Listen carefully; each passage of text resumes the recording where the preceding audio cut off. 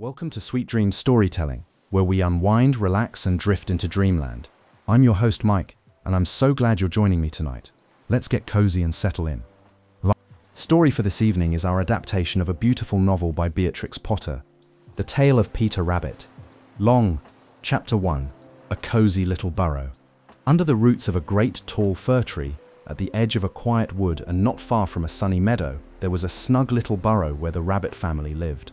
The walls were smooth and warm, made of soft earth, with tunnels leading this way and that, like the winding arms of a hug. It was a cheerful sort of home, filled with the scent of thyme, lavender, and freshly dug soil. Near the front door, which was really just a hole nestled between the tree roots, there was a cozy little kitchen with a stone hearth, a patchwork rug, and a wooden table just low enough for little rabbits to reach. A kettle always hummed softly on the fire, and dried herbs hung in neat bunches from the ceiling. Mrs. Rabbit, kind and clever, kept everything tidy. She was always bustling, dusting shelves with a feather, folding napkins with her soft paws, and humming old rabbit songs as she worked. She had 4 little bunnies to look after: Flopsy, Mopsy, Cottontail, and the youngest of all, Peter.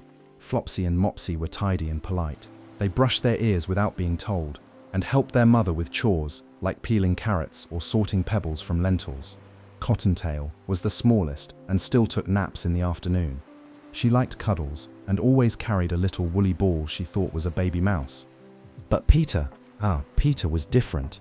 Curious, adventurous, and full of questions. His fur was a bit scruffier than the others, and he had a habit of sneaking off when no one was looking. He liked to poke his nose into cupboards, climb into baskets, and dig holes where holes weren't needed. That morning, the air outside the burrow was cool and clean. Sunlight slanted through the trees, dappling the forest floor with gold. Birds sang gentle songs, and somewhere far off, a stream burbled merrily over smooth stones.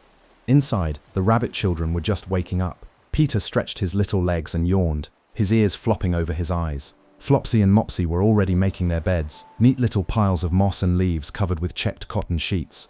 Mrs. Rabbit was preparing breakfast. She had made warm oatcakes with a dab of blackberry jam and poured each of her children a small cup of warm milk, sweetened with clover honey. They sat together at the table, nibbling and sipping, tails wiggling contentedly. After breakfast, Mrs. Rabbit went to fetch her bonnet. She tied it snugly under her chin with a green ribbon and picked up her basket made of woven reeds. "Now listen carefully, my dears," she said gently but firmly, looking at each of them in turn. "I must go into the village to fetch some currant buns, a bit of flour, and perhaps a nice turnip for supper." The children nodded, their eyes wide and round. "You may go into the field or down the lane," she continued, "but do not go into Mr. McGregor's garden. Your father had an accident there. He was put in a pie by Mrs. McGregor." She sighed softly, smoothing her apron, her eyes a little sad. It was a long time ago now, but we must never forget. Peter's ears twitched. He had heard this story before, but something about it always made his paws itch with curiosity.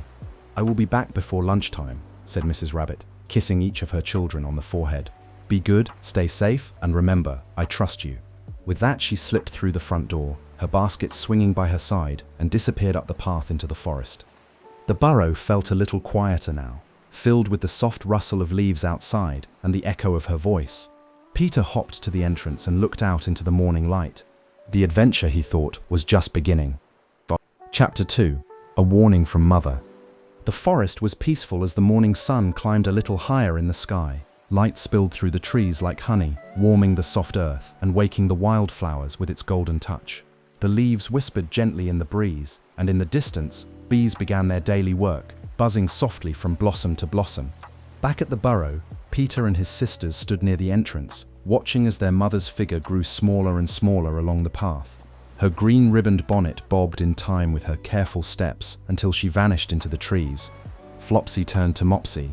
"We could pick some blackberries," she said thoughtfully. "There's a patch near the lane, and the berries are just starting to ripen."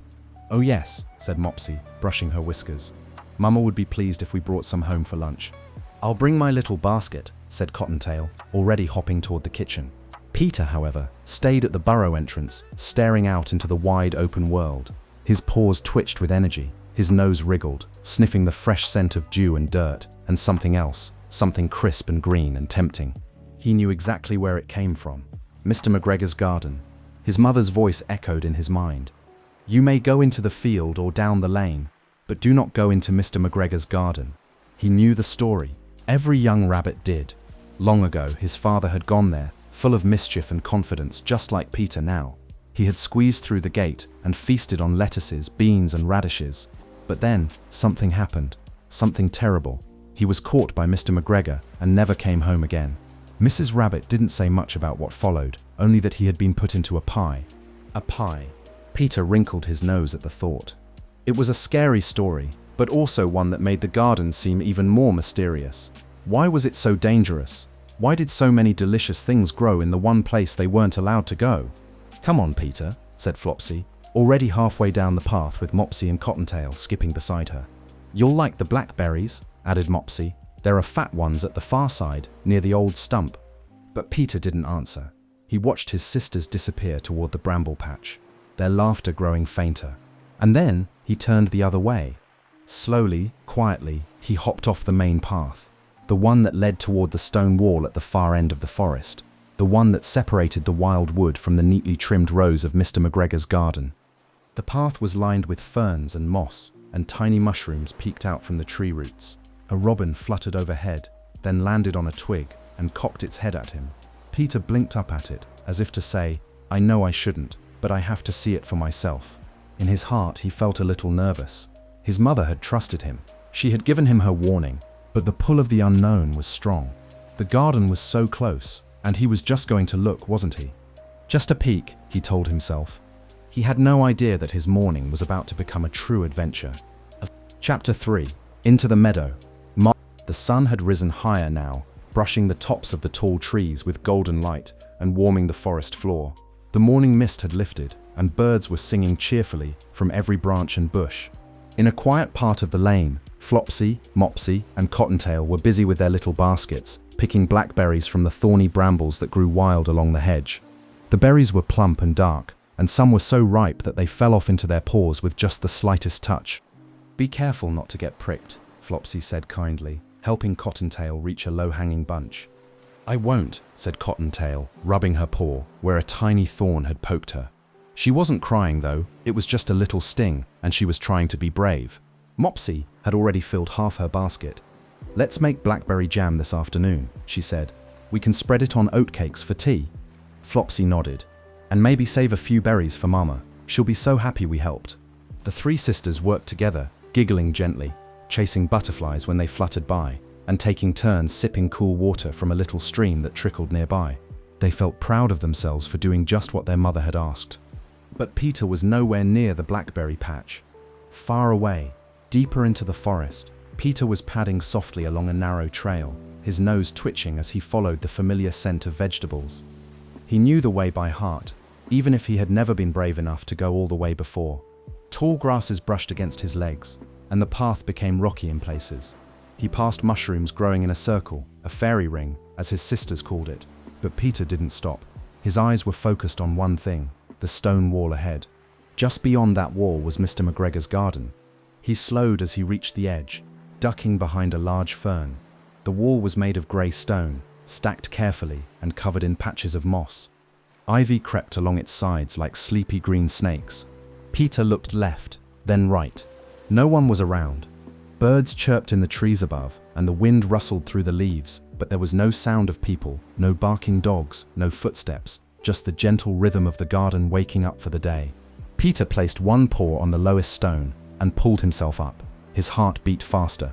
From the top of the wall, he could see everything. Neat rows of cabbages, lettuces, beans climbing tall poles, and radishes poking up from the earth like little red noses. There were tools leaning against a shed, a watering can glinting in the sun, and a scarecrow wearing a floppy old coat that flapped lazily in the breeze. Peter's mouth watered. He slipped down the far side of the wall and crept through the long grass, his whiskers twitching with anticipation. He wasn't supposed to be here. He knew that, but everything looked so delicious. Just a nibble, he told himself. Maybe two. Chapter 4. Through the Garden Gate. The gate to Mr. McGregor's garden was old and wooden, with peeling paint the color of an early morning sky. It creaked a little when the wind touched it, and the latch was just high enough that Peter couldn't quite open it himself. But Peter was clever and very determined. He knew there was a small hidden space beneath the gate, just wide enough for a young rabbit to squeeze through. He had seen it before, on his walks with Flopsy and Mopsy, and he had always wondered what lay beyond. Now, with no one around to stop him, Peter wriggled under the gate. It wasn't easy. He had to press his belly flat and push with his strong back legs. Dust clung to his fur, and the wooden edge scraped his ears a bit. But finally, pop, he was through. He stood up slowly, brushing bits of leaf from his whiskers, and looked around. And there it was. The garden. Rows and rows of vegetables stretched before him, neat and perfect. The soil was rich and dark, and each row stood like a soldier in line, bursting with color. Bright orange carrots peeked out from the earth. Fat green cabbages curled like sleepy heads, and radishes gleamed like rubies under the sun. There were beans climbing wooden poles, lettuces with wide, crinkly leaves, and parsley so fresh it almost glowed. Peter's eyes sparkled. He had never seen so much food in one place. He tiptoed forward on soft paws. A butterfly fluttered past, and Peter ducked, just in case, but no one came. So he took his first bite. A crisp, cold lettuce leaf. Oh, how crunchy it was. The flavor filled his mouth, fresh and slightly sweet. Peter's ears perked up. It was even better than he had imagined. He took another bite, and another. Soon he was hopping from row to row, nibbling here and there, lettuce, then a bit of French bean, then some radish. It was a wonderful feast, and Peter felt as though he had discovered a secret treasure made just for him. He found a cozy spot between the cabbages and sat down to enjoy a large, juicy leaf. A bee buzzed lazily nearby, and somewhere in the distance, a bird called out its morning song. Peter leaned back against a warm rock, his tummy already feeling a little round. He sighed happily. This garden, he thought, was worth the risk. He had completely forgotten about the warning, completely forgotten about Mr. McGregor, and he had no idea that just on the other side of the bean rows, a pair of heavy boots had begun to move. Chapter 5. The chase begins. Peter was nibbling on a sprig of parsley when he heard it. Thump, crunch, step. He froze. The sound came again, louder this time. Thump, crunch, step. Peter's ears shot straight up. His eyes widened. The parsley dropped from his paw. Then, suddenly, a shout. "Stop, thief!" bellowed a loud, gruff voice from somewhere beyond the bean plants. Peter's heart leapt into his throat. Mr. McGregor! In a flash, Peter sprang to his feet and darted behind the cabbages. His heart pounded like a drum, and he didn't even dare to breathe. From between the leaves he caught a glimpse. Mr. McGregor's boots stomped past, big and muddy. His coat flapped as he ran, and in his hand was a long rake, which he held like a knight's sword. Peter crouched low, trying to be still. But Mr. McGregor was quick. He had seen the flash of a furry tail. "Come out, you little rascal," the man growled, swiping the rake through the lettuce patch. Peter didn't wait. He bolted. His legs moved faster than ever before, bouncing and bounding over rows of vegetables. He didn't even know where he was going. He just ran. Mr. McGregor gave chase, crashing through the garden, knocking over a watering can and scattering a flock of birds into the sky. His boots stomped on bean leaves and crushed turnips as he charged after the fleeing rabbit. Peter zigzagged left, then right, trying to lose him. He squeezed under a low arch of vines. He leapt over a fallen clay pot. He skidded through the soft dirt, kicking up dust behind him. A garden gnome stared blankly as Peter whooshed past. All around, the quiet peace of the morning had vanished. The birds had gone silent. The bees buzzed away. Even the butterflies had disappeared. Only two sounds remained: the pounding of Mr. McGregor's feet and the wild beating of Peter's tiny heart. He turned a sharp corner and dove under a bench. For a moment he thought he had escaped. But Mr. McGregor's shadow passed right over him. Peter didn't dare look up. Then whack! The rake came down behind him, just missing his tail. Peter yelped and dashed out from under the bench, not stopping to look back. He didn't know how much longer he could run. His lungs were burning, his legs were sore, and worst of all, he had no idea how to get back to the gate. In all the excitement, he had forgotten where he had come in. He was lost in the garden. Chapter 6. A Lost Shoe. A Lost Shoe. Peter ran as fast as his little legs could carry him, darting between tall stalks and leafy rows, his heart beating like a hummingbird's wings. Behind him, the pounding footsteps of Mr. McGregor echoed across the garden. Thud, crunch, thud. The rake dragged through the dirt, and now and then came another shout. "Come back here, you scoundrel!" Peter didn't dare look behind him. He turned sharply down another path. one lined with rows of freshly watered onions. The earth here was soft and muddy, still damp from the morning sprinkling. As he splashed through, his foot slipped slightly, and with a sudden tug, one of his shoes stuck in the mud. Plop! Peter stumbled forward and fell with a soft, wet squelch into a patch of chives. "Oh no, my shoe!" he gasped, scrambling up. He turned and saw it, half buried in the brown earth. One of the little black shoes his mother had made for him. She had sewn them carefully, stitching each toe with love, and reminded him every morning to keep them clean. But there was no time to rescue it now. Peter heard Mr. McGregor getting closer. The man was huffing and puffing, but he hadn't stopped. He had seen the shoe too and was stomping straight toward it. Peter panicked. He dashed away again, muddy and breathless, one shoe on and one foot bare, his ears flopping wildly as he ran. The soft ground squished beneath his paws, and the cool morning breeze now felt sharp against his fur. He ran between a row of lettuces and then through a patch of mint, its fresh scent trailing behind him as his feet pounded the ground. But the garden was a maze, and Peter, now missing one shoe, felt slower and clumsier than before. "Where's the gate?" he whimpered. "Where's the way out?" All the rows looked the same. The plants stretched taller than he remembered, and the paths twisted and turned like a puzzle with no ending. Still, he kept running. He had to. He didn't want to be caught. Not like his father. Chapter 7. Into the cucumber frame. Peter's little feet thumped wildly over the garden paths. One foot still snug in its shoe, the other bare and muddy. His chest rose and fell in fast, frightened breaths, and his ears flicked this way and that, listening for the dreaded sound of Mr. McGregor's boots. Thump, thump, crunch. They were still coming. The garden, once full of wonder and sweet smells, now felt enormous and confusing. Everywhere Peter turned, there were more rows of green, more leaves, more stalks, more corners he didn't recognize. Then, up ahead, something caught his eye. A glass house low to the ground, with slanted windows and a wooden frame. Inside, the air shimmered, thick with warmth and the smell of earth and vegetables. It was the cucumber frame, a small glass house used for growing tender young plants. Without thinking, Peter dove toward it. There was a small open panel in the back, just large enough for a rabbit to squeeze through. He didn't stop to think twice. He wriggled inside, tumbling in head first, and landed on a bed of soft sandy soil between the long green vines of growing cucumbers. Inside, it was quiet. The warm air hugged Peter like a blanket, and the light filtering through the glass made everything seem a little golden, a little magical, even in the middle of his fright. For the first time in many minutes, Peter didn't move. He curled up tight behind a clay pot, trying to make himself as small as possible. His sides heaved, and his whiskers trembled. Outside, he heard footsteps pass by. Closer, then farther away, and then silence. Peter didn't dare peek out. He stayed still, his wide eyes blinking slowly, his heart beginning to settle just a bit. All around him, the cucumber vines reached upward, their curling tendrils stretching toward the glass. There were tiny yellow flowers blooming along the stems, and one small green cucumber that had just begun to grow. Peter looked at it, his tummy giving a soft gurgle.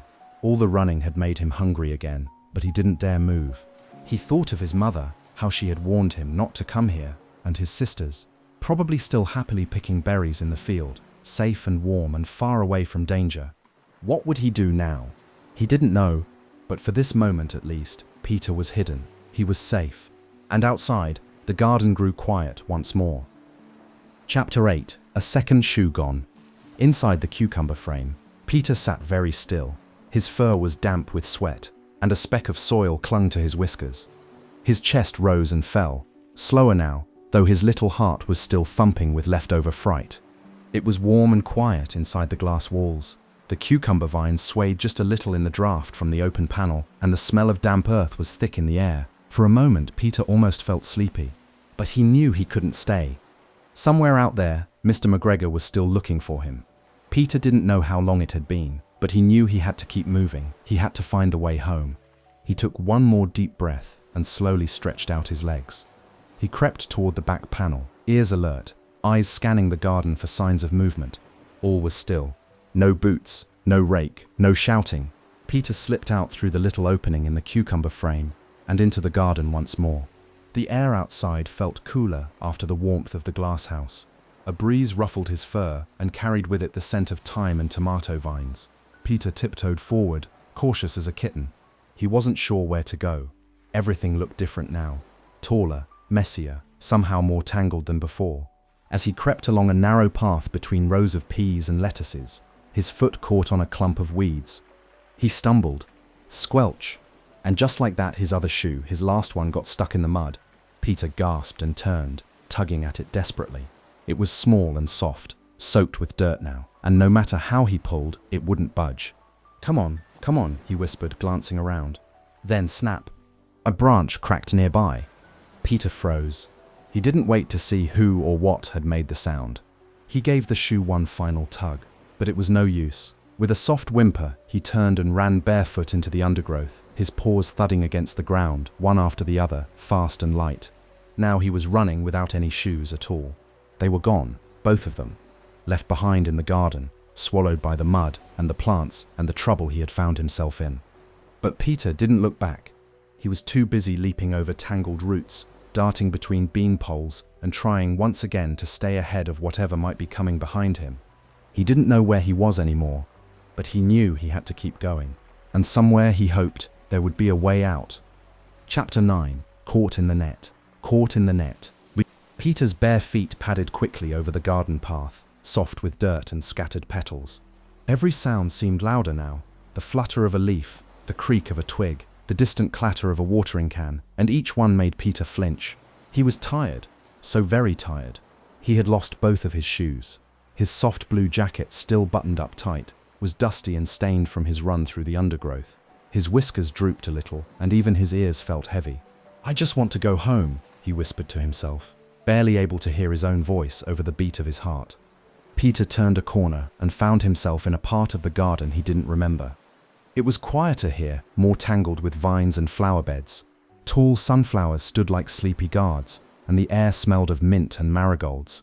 He tiptoed through the tall stems, pushing aside leaves that brushed against his fur. Then, without warning, something caught him. His jacket tugged up behind him. Peter tried to keep walking, but he couldn't move. He wriggled, pulled, and twisted. Stuck. He had walked right into a gooseberry net, stretched between two wooden stakes. The fine, almost invisible threads had snagged his jacket, caught tightly by the large brass buttons, and now he was trapped. "Oh no," he cried softly.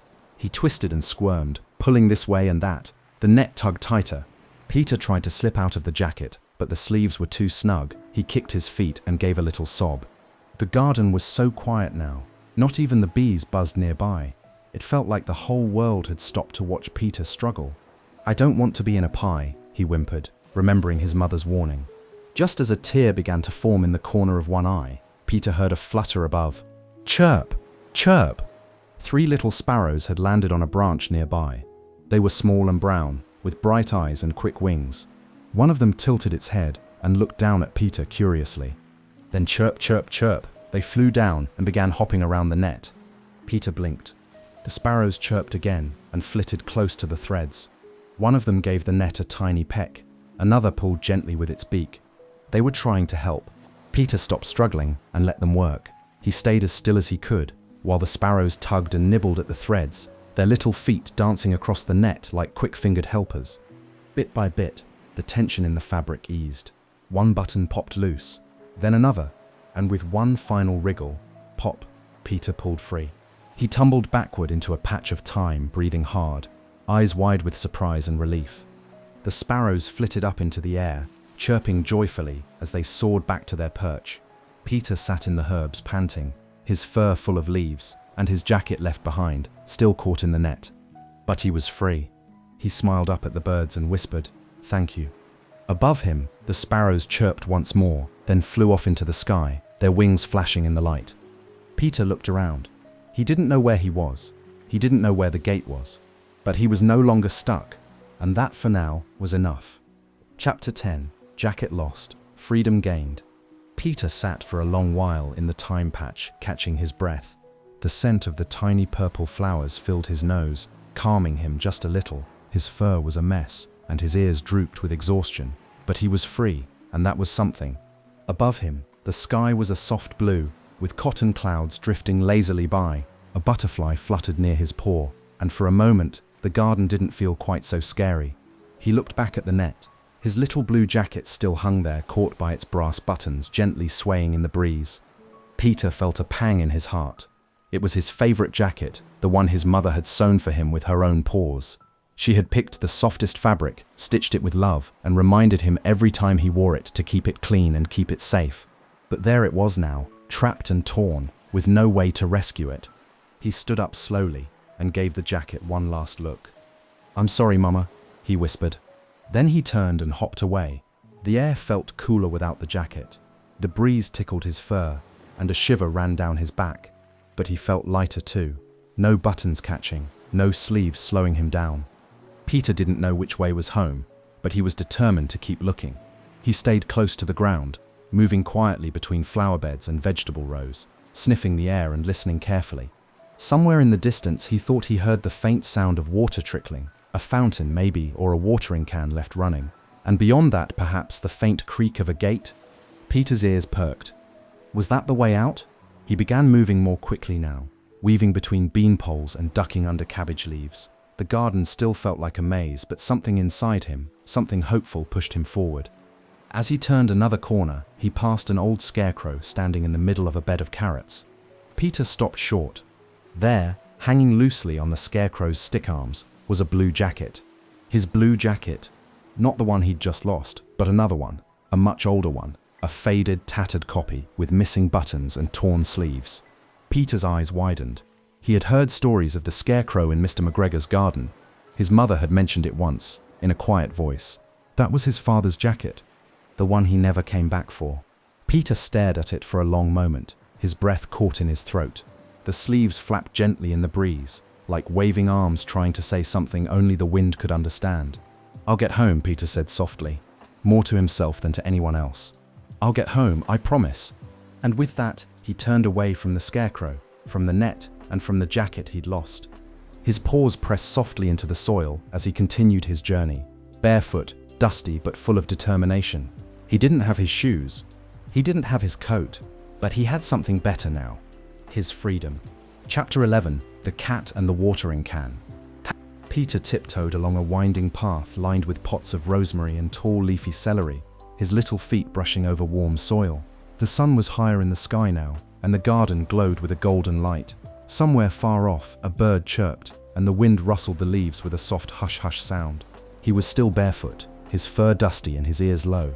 But Peter was no longer panicked. He was quiet now, thoughtful, careful. Every rustle made him pause. Every shadow made him look twice. He was learning.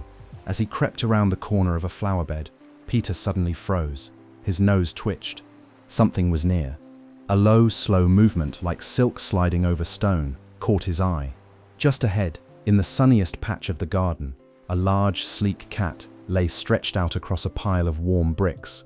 She was grey with white paws and bright green eyes that blinked lazily in the light. Her long tail flicked back and forth, slow as a pendulum. She didn't seem to be hunting. She didn't even seem to notice Peter at all. But Peter knew better. He had heard stories about cats from his mother, from his cousins, even from a hedgehog who once had to chase one away from her laundry line. Cats were fast and quiet and clever. Peter held his breath and crept backward, step by silent step, staying behind a row of parsley. He didn't dare run. That might catch her attention. Instead, he moved like the shadow of a leaf, small, slow, and silent. As he backed away, his foot brushed something cool and metal. Clang! Peter jumped, but caught himself just in time. It was a watering can, an old green one, lying tipped over on its side beneath the potting bench. The cat's ears twitched. She lifted her head slowly, lazily, and turned her eyes toward the noise. Peter panicked. He had to hide fast. Without thinking, he scrambled into the watering can, squeezing his whole body inside, paws and tail and all. It was cool and a little damp, but there was just enough room if he curled up tightly. Outside, the garden fell still again. Peter didn't move. He could hear the cat's paws padding across the stone path. Soft, soft, soft. He held his breath as the footsteps came closer and closer, then stopped. Silence. Peter didn't dare peek. He sat in the darkness of the watering can, the metal walls smelling faintly of rain and rust, his tiny nose twitching in fear. A long moment passed. And then, flick, flick, step. The cat turned away, sauntering off with a flick of her tail, as if she hadn't seen anything at all. Peter waited until her soft footsteps faded into the distance. Then he peeked out, just the tiniest bit. The cat was gone. He slumped back inside the can, his little chest heaving with relief. That, he whispered to himself, was too close. He didn't know how many more close calls he could handle, but he knew one thing. He had to find the way out, soon. Chapter 12. Mr. McGregor is near again. Peter sat curled inside the watering can, quiet as a mouse. Outside, the sun cast golden patterns on the garden path, and bees hummed lazily in the air. The cat was gone. He was almost sure of it, but Peter stayed still just a little longer, just in case. The can was cool and damp, smelling of old water and rusted metal. It was cramped too. His legs were squished, and his nose tickled from the earthy scent of the garden soil still clinging to the bottom. But it was safe. Safe for now. Then creak, thump, clank. Peter's ears perked up. That wasn't the cat. Clomp, drag, shuffle. His heart began to race again. Mr. McGregor. The sound of heavy boots came closer, each step crunching against gravel and dirt. Peter could hear the scrape of a rake dragging behind him and the muttered grumbles of a man searching for something or someone. Peter held his breath. He didn't dare move. He hoped the watering can didn't wobble or rattle or give him away. Outside, the footsteps paused. Very close now. Peter's ears flattened against his head. He could hear Mr. McGregor breathing. Then, clang, the man dropped a trowel onto the bench above the can. The sharp sound echoed inside like a bell, and Peter nearly jumped out of his fur. Mr. McGregor began rummaging through pots, muttering to himself. Peter stayed still. So still. Then at last, the footsteps moved on. The rake scraped the path again. The muttering grew fainter, softer, until it disappeared around the corner. Peter waited, 1 minute, then 2. Finally, slowly, carefully, he peeked his nose out of the spout. The garden was quiet again. He wiggled out of the watering can and gave himself a quick shake. His fur was damp, his tail was stiff, and a smear of soil clung to his cheek. But he was free, and now more than ever, he knew it was time to leave. No more exploring, no more hiding. He needed to find the gate and go home. Peter sniffed the air. The breeze carried a hint of something familiar. Fresh clover, warm bark, the dusty scent of the path he knew so well. He turned and began hopping, quietly, carefully, heart full of hope. Just a little farther now. Just a little more. Chapter 13. Looking for a way out. Peter moved carefully now, not with the panicked scurrying of before, but with quiet purpose. He crept low to the ground, his whiskers twitching, his ears alert. Each paw step was slow and silent as he made his way along the winding garden paths. He was tired, oh so very tired. His legs ached, and his belly rumbled from hunger. His fur was messy, streaked with dirt and bits of dry leaves, and he no longer looked like the neat little rabbit who had hopped out of the burrow that morning. But he didn't care about that anymore. All he wanted was to find the gate. He passed a row of drooping sunflowers, their heavy heads bowing toward the earth. He passed a bed of pansies, their bright faces turned to the sun. He passed a wooden bench and a broken wheelbarrow and a watering hose curled like a snake asleep in the grass. But none of it looked familiar. Peter stopped at a fork in the path. One trail led left, past the tool shed and a patch of tomatoes. The other veered right, toward a row of tall bean plants swaying gently in the breeze. He didn't know which way to go. He sat down on a smooth stone and took a deep breath. His shoulders slumped. He had tried so hard. He had escaped the net. He had hidden from the cat. He had wriggled out of the watering can and dodged Mr. McGregor's boots again and again. But now, with the sun high above and the garden stretching endlessly in every direction, Peter felt very small. He missed his mother. He missed Flopsy and Mopsy and little Cottontail. He even missed their gentle chatter and the blackberry picking he had skipped that morning. And worst of all, he was beginning to feel lost again. A soft wind rustled through the cabbage leaves, and somewhere far off, a bird sang a single clear note. Peter's ears perked. Then, another sound. Creak. A wooden sound, soft but sure, familiar. Peter turned his head. The sound came again, creak, creak, like a gate swinging back and forth in the breeze. His heart leapt. Could it be? He scrambled up from the stone and hurried toward the sound, weaving around marigolds and beetroot leaves, his paws barely touching the ground. As he reached the end of the path, he skidded to a stop. There, just ahead, partly hidden behind a curtain of ivy, was something wonderful. A wooden gate. low and old, with flaking paint the color of the sky. A gate with a small gap at the bottom, the gap he had crawled through that very morning. Peter's eyes widened, his nose twitched. He had found it. He was almost home. Chapter 14. The Scarecrow's Jacket.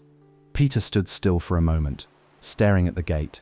It was just a few hops away now, so close he could almost feel the cool shade of the fir trees and smell the familiar scent of home.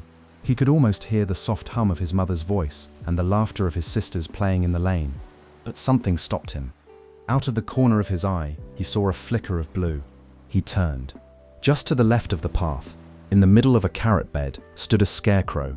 Tall and awkward, it was made of sticks and old straw, with a tin pail for a head and wooden arms stretched out wide. A faded blue coat flapped gently in the breeze, tugged by invisible fingers of wind. Peter's breath caught in his throat. He knew that coat. It was almost the same as the one he had left behind in the gooseberry net, only older, more worn, with threadbare cuffs and a few buttons missing. His mother had told him once, in a quiet moment when she thought the others weren't listening, that Peter's father had been caught in this very garden. Caught and never returned. And now, here it was, his father's coat, still hanging there, faded by sun and weather, but unmistakably familiar. Peter slowly hopped closer, his ears low, his eyes wide. The coat hung loosely on the scarecrow's shoulders, its sleeves dangling like tired arms, its pockets still stitched with the same careful hand that had sewn Peter's own. He sat in the carrot bed, looking up at it, not afraid, but thoughtful. So this is what could have happened, he realized. This is what almost did. He imagined his mother seeing that coat for the last time, knowing her brave rabbit had gone into the garden and hadn't come back. He imagined her sewing another coat just like it, years later for a little bunny with bright eyes and too much curiosity. And now that bunny was here too. Peter felt something stir inside his chest. He wasn't quite sure what it was. Guilt, maybe, or sadness, or a quiet sort of understanding that made him sit still for a long moment. "I should have listened," he whispered. "I'm sorry, Papa." The wind tugged at the coat again, and for a moment, it looked like the scarecrow nodded. Peter didn't stay long. The sun was beginning to shift, and the shadows were growing longer. He turned back toward the gate, but as he left, he looked over his shoulder one last time. The scarecrow stood tall and silent in the carrot bed, watching over the rows with a coat that once belonged to a rabbit just like him. Peter lowered his ears and hopped on. Now he understood, and he wasn't going to waste another moment. Chapter 15. At last, the gate. Peter's heart thudded as he turned away from the scarecrow. The gate was just ahead now, so close he could see the soft patch of moss growing along its bottom rail and the tiny wildflowers blooming along the fence line.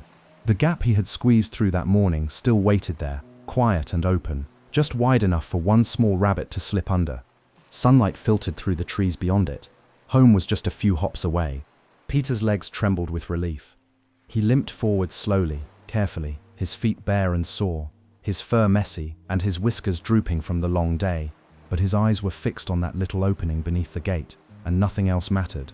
He stepped past a watering can and rounded the last bend in the path, and then, crash, a loud bang shattered the quiet as a clay pot tumbled from a bench and smashed on the stones beside him.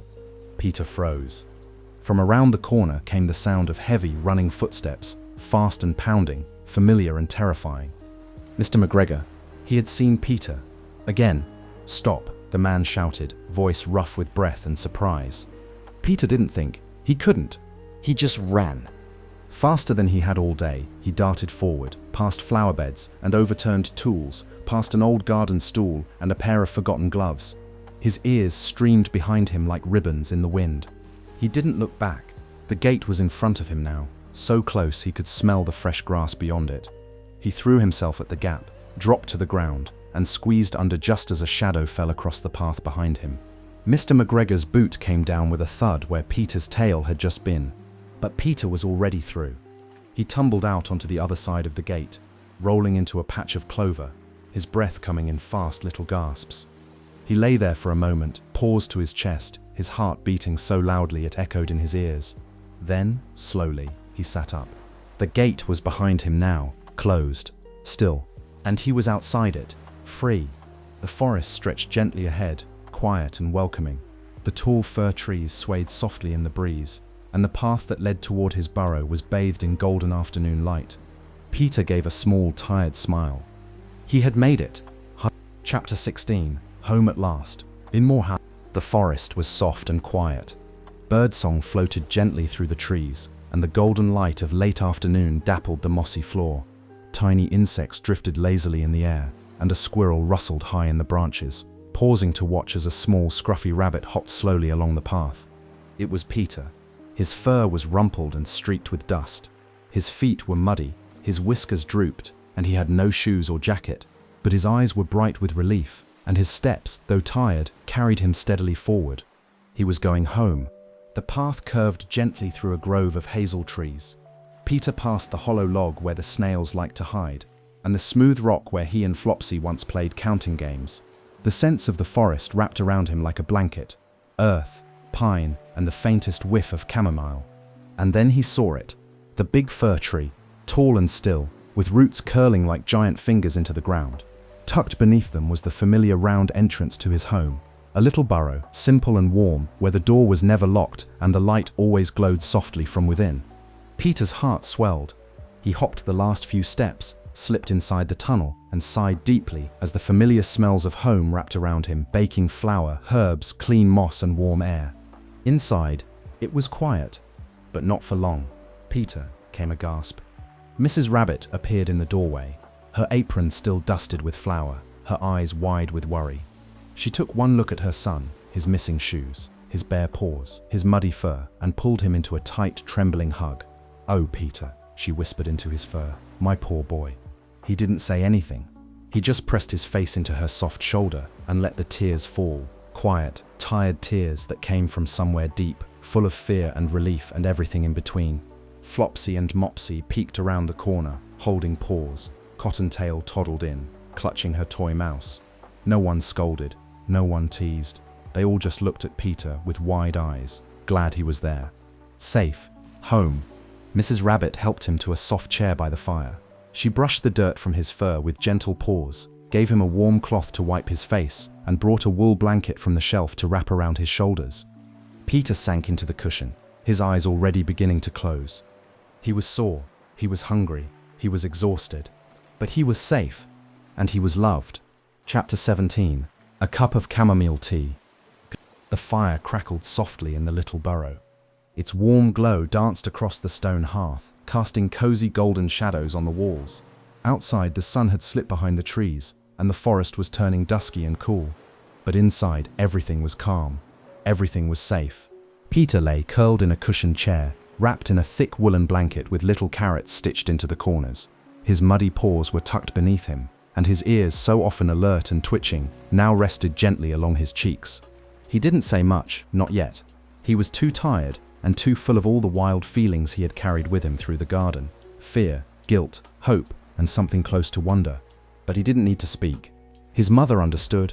Mrs. Rabbit moved about the kitchen quietly. She filled the kettle with fresh water, added a pinch of dried chamomile blossoms, and set it gently on the fire. As it began to steam, the room filled with the sweet, calming scent of warm flowers and honey. Peter closed his eyes, breathing it in. Chamomile, the same tea his mother always made when someone had a tummy ache or bad dreams. It smelled like home, like kindness, like sleep. Flopsy and Mopsy had set the table for supper, neatly, as they always did. Little slices of brown bread with fresh butter, bowls of warm milk, a jar of blackberry jam, thick and sweet. Cottontail had dozed off in her chair, her tiny paw still holding her toy mouse. But Peter wasn't hungry for supper. Not tonight. Mrs. Rabbit brought the warm mug over to him, wrapped in a cloth so it wouldn't burn his paws. She knelt beside him and held it out with a gentle smile. "Just a few sips," she said softly, brushing a bit of soil from his nose. "It'll help you feel better." Peter took the mug with both paws. It was warm and fragrant. He sipped slowly, and the soft floral taste washed over his tongue like the first breeze after a storm. He closed his eyes and leaned back. For the first time all day, Peter felt truly calm. The tea settled in his belly like a lullaby, and the warmth from the fire wrapped around him like his mother's hug. Outside, the wind whispered through the trees. Inside, the only sound was the quiet clink of spoons and the occasional sleepy yawn. Peter finished the last of his tea, set the mug down with slow pause, and let out a long, peaceful sigh. His eyes fluttered closed. And this time he didn't open them again. Not until morning. Chapter 18. Lessons and Love. The fire had burned low in the hearth, glowing softly like the last ember of the day. Outside, the stars had come out, quiet and watchful, and the moon cast silver light through the trees above the burrow. Inside, all was still. Peter lay fast asleep beneath his patchwork blanket. His breathing was slow and steady, his face peaceful, his paws curled gently against his chest. In sleep, the wild garden was far away. There were no nets, no cats, no chasing boots or clanging rakes, only dreams. And in Peter's dreams, the world was full of sunlight and soft breezes. He dreamed of blackberry bushes that stretched forever, of fields lined with clover, and of his mother's voice, warm and gentle, calling him home. He dreamed of safety. He dreamed of love. And somewhere in those dreams, something quiet and important began to bloom, a little seed of understanding, planted deep in his heart. When morning came, the sun peeked shyly into the burrow, brushing Peter's whiskers with gold. He stretched slowly, blinking in the new light, and listened to the gentle sounds of breakfast being made, the clink of cups, the rustle of napkins, the bubbling of porridge on the stove. Mrs. Rabbit appeared in the doorway with a soft smile. "Good morning, Peter," she said. "Did you sleep well?" Peter nodded, still a little drowsy. She sat beside him and gently brushed his fur. "You gave us quite a fright yesterday." "I know," Peter said softly. "I'm sorry, Mama." Mrs. Rabbit didn't scold. She just gave him a hug, the kind that said, "I love you anyway, always." Then she handed him a warm cup of milk and a slice of toast with a smear of raspberry jam. Peter took a bite, thinking quietly. He remembered the scarecrow, the cat, the net. He remembered losing his shoes and his jacket, and he remembered how it felt when he finally saw the gate again, when he knew he was going home. "I think," he said slowly, "I'll listen next time." Mrs. Rabbit smiled, smoothing his ears. "I think that's a very good idea." And though Peter would always have a curious heart, and though adventures still called to him like whispers on the wind, he knew now that some rules were there to keep little rabbits safe. He didn't need to see the garden again, not for a very long time. That afternoon, he joined his sisters in the blackberry patch. The sun was warm on his back, and the berries were sweet. They laughed and filled their baskets, and when they came home, Peter helped set the table without being asked. That night, he went to bed with clean paws, a full belly, and his mother's kiss on his forehead. And just before he drifted off to sleep, he whispered to the quiet dark, "I'm glad I came home." Yeah, thanks for spending this quiet time with me here at Sweet Dreams Storytelling. I hope you're feeling relaxed, peaceful, and ready for a restful sleep. As we say goodnight, let the calm background music guide you gently into dreamland. Before you go, don't forget to like the video and subscribe. And until next time, rest well.